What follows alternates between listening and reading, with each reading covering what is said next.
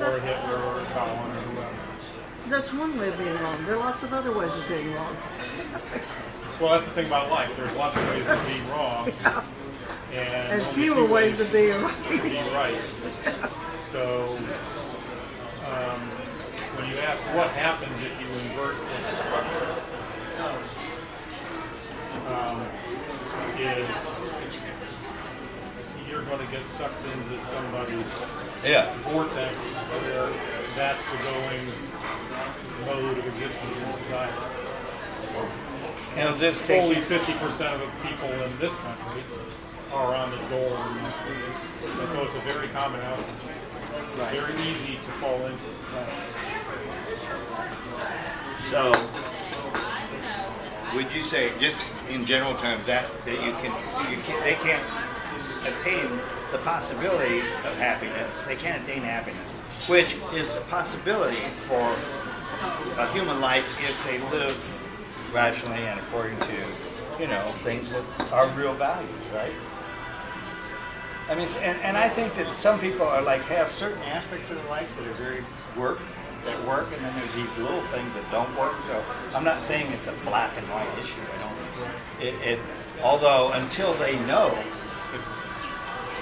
you might, I don't know, because in some way it's like if they're mixed like that, they still haven't chosen their life.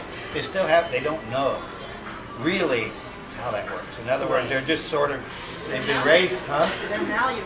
They're allowing others to be their creators, and they're malleable to whatever's going on within that social circle or whatever they're within. Yeah. And so that gives them the illusion of their happiness. You have to remember that. I mean, they may have that illusion of this is my happiness, and yet when they find out that that's really not the life that they choose or that they want, then they find that there's different reality of happiness. I think there's a pseudo happiness and then a reality happiness that exists. Okay. In true value, there is no hangover, no bitter aftertaste or consequence. In true happiness, there is no hangover. Ultimately, one cannot gain serenity, one of the qualities of happiness, because he cannot integrate his actions. Anti-value and value don't integrate. So that prevents that prevents an aspect of that state.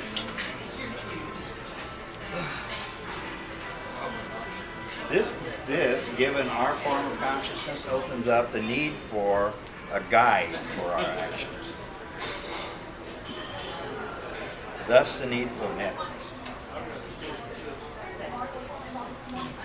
Okay.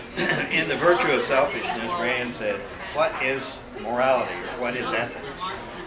It is a code of values to guide man's choices and actions. The choices and actions that determine the purpose and the course of his life. Ethics as a science deals with discovering and defining such a code."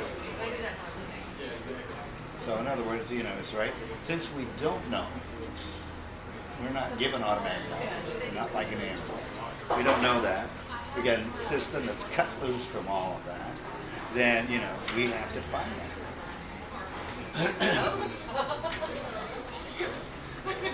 So, this is kind of an entry point, but happiness depends on the choice to live. It's different from drifting.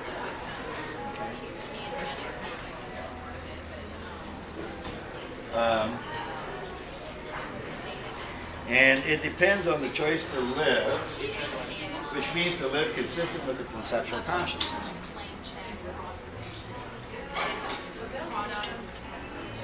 Because we're human, right? So, here's another aspect. Happiness is choosing to live a moral life by reference to the requirements of survival, and the goal of life cannot be attained by seeking anything other than that. There's only one route here, and it's yes to life. Anything else is not that. It's either that or it's not that. But it's not like there's other alternatives. See what I'm saying? So that's part of the